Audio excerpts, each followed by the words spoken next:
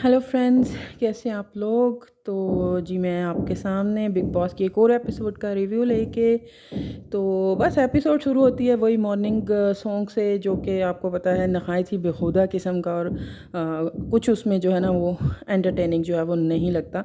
लेकिन जितने एनर्जेटिक हो के ये जो जितने भी कंटेस्टेंट्स हैं वो उस पर डांस करते हैं ना, उसको देखने का ज़रूर मज़ा आता है। तो खैर मॉर्निंग इनकी स्टार्ट होती है और मॉर्निंग के फ़ौरन बाद ही सना के लिए जो है वो कुकड़ू बज जाता है। और वो पूरी एपिसोड में सना सिर्फ वहीं पे नज़र आई हैं या नॉमिनेशन टास्क के दौरान थोड़ा सा नज़र आई हैं, बाकी वो बिल्कुल विजिबल नहीं थी।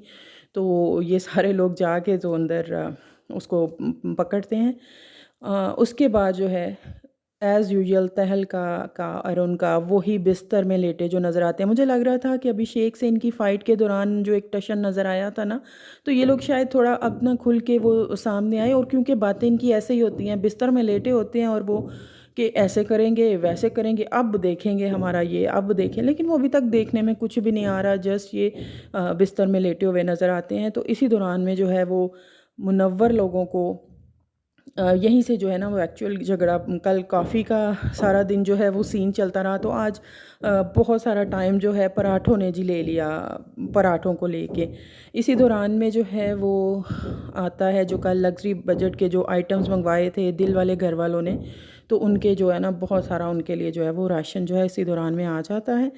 तो पराठे जैसा कि हमने वो देखा था कल वाली एपिसोड में, देखा था कि जिग्ना की मौजूदगी में ये जो दम वाले हैं अरुण और ये इन लोगों ने वहाँ से पराठे चुराए थे। तो बस उन्हीं पराठों से जो है ना वो लड़ाई झगड़े का जो है वो सिलसिला शुरू होता है। मुनव्वर को इस चीज़ का जो है वो पता चलता है कि इन लोगों ने पराठे चोरी किए थे।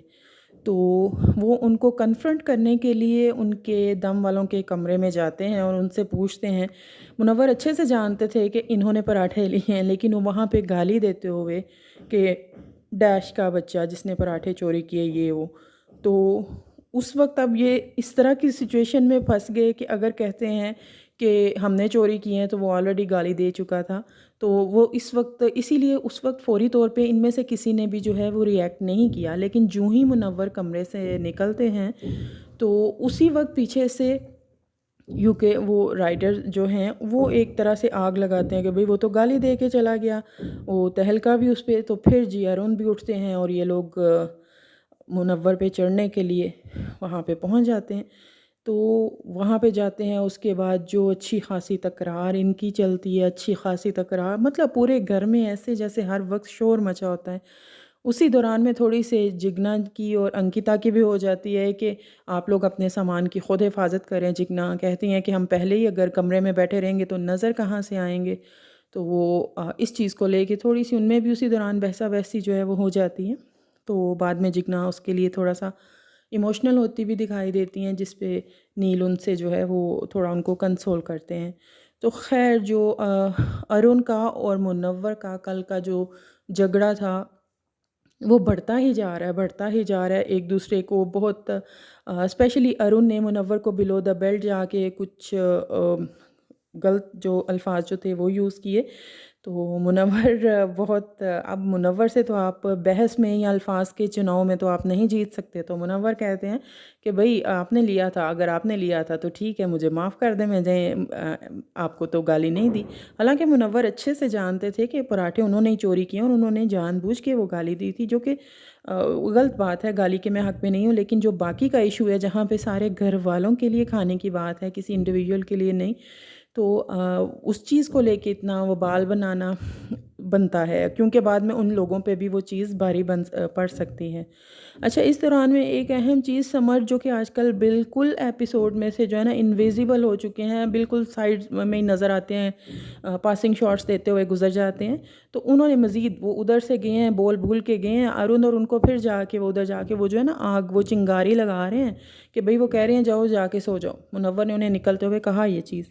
तो वो फिर से नए सिरे से आग बगूला होके वो वापस आते हैं, फिर से वही चीज़, और एक दूसरे को थोड़ी बहुत गंदी जो है ज़ुबान इस्तेमाल करते हैं, एक दूसरे पे चढ़ते हैं। और काफ़ी देर तक ये जो झगड़ा है वो चलता है। इसी दौरान दिल वाले जो हैं उस वक्त काफ़ी हद तक इंजॉयमेंट और चिल के मोड में थे।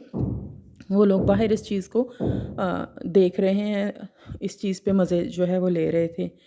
तो उसी दौरान में जो है जो हाईलाइट होनी चाहिए थी वो कल नॉमिनेशन डे था तो वो होनी चाहिए थी, लेकिन अगर कहें कि कोई बहुत हट के बहुत स्पेशल जो है मुद्दा, लेकिन इस तरह की चिल्लम चिल्ली ये बहुत ज़्यादा नज़र आ रही है घर में। हर वक्त शोर शराबा सा, इतने अफराद बिग बॉस ने घर के अंदर भरती हैं तो शोर शराबा जो है वो बहुत ज़्यादा होता हुआ दिखाई देता है। तो उसी दौरान में नॉमिनेशन टास्क जो है वो बाद में स्टार्ट होता है, लेकिन नॉमिनेशन टास्क का भी भाई इन लोगों ने कल तो जो इनकी बिग बॉस की बहुरानियाँ थी ना भाई, इन्होंने अपना आप जो बिग बॉस को जो है ना वो चाहिए था वो इन्होंने अपना आप दिखाया। बिग बॉस को अच्छा खासा कंटेंट मसाला जिसे कहते हैं ना वो बिग बॉस को जो है वो दे दिया उन्होंने। लेकिन बिग बॉस को तो उन्होंने कंटेंट दे दिया, लेकिन इंसान की रेपुटेशन भी कोई चीज़ होती है। आप लोग सेलिब्रिटीज़ हो, लोग आपको फॉलो करते हैं तो लड़ना, अपने लिए स्टैंड लेना वो एक बिल्कुल जायज़ बात है। लेकिन जिस तरह से ये लोग अपने आप को कंडक्ट कर रहे हैं ना, स्पेशली मैं बात करूँगी ऐश्वर्या की, मतलब वो अपने हस्बैंड से भी बात करें और बात कोई नहीं होती। तू चुप कर, तू चुप कर, तू चुप कर, तू चुप कर, तू बैठ, तू जा, तू जा, मतलब। और इतनी देर की बहस के बाद, और मज़े की बात बिग बॉस भी वो दिखा रहे हैं, तो इतनी देर की बहस के बाद पता चले कि एक्चुअली इशू क्या था, तो वो इशू कुछ होता ही नहीं है।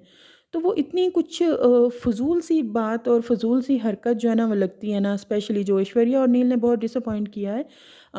लेकिन कल का जो इन लोगों का झगड़ा हुआ है ना, कि वो मुसलसल नॉमिनेशन टास्क के दौरान भी कि बिग बॉस को इनको इतनी इंपॉर्टेंस देनी पड़ी कि इनके इस बेतुके जो झगड़े हैं ना, तो उनको कल भी वो बड़ा एक शैतान टाइप का खौफनाक सा जो है ना वो माहौल बना रखा था। सबसे पहले दिल वालों को बुलाते हैं, दो दो लोगों को देना है, वो आपको पता है नॉमिनेशन टास्क के दौरान जो बहसबाजी ये सब कुछ होता है।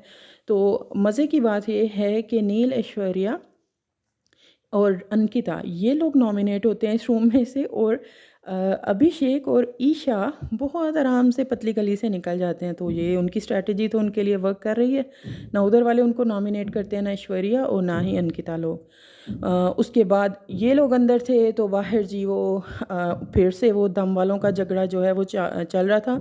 उसमें यूके राइडर जो उनकी आदत है इधर की बात इधर करने की, और फिर चलो इधर की बात बिग बॉस के घर में चलती है, लेकिन गलत तरीके से अपने अल्फाज शामिल करके जिस तरह वो बातों को गलत रंग दे के फैलाते हैं, तो उन्होंने वही हरकत की कि वो तो बड़े परेशान हैं अरुण, वो इस लड़ाई के बाद वो घर छोड़ना चाहते हैं, ये वो इस तरह से। हालांकि वो ये था कि वो उन्होंने और स्टेटमेंट को थोड़ा और तरीके से कि मैं ये बेइज्जती नहीं सह सकता, तो मुझे उस सेंस में बात की थी।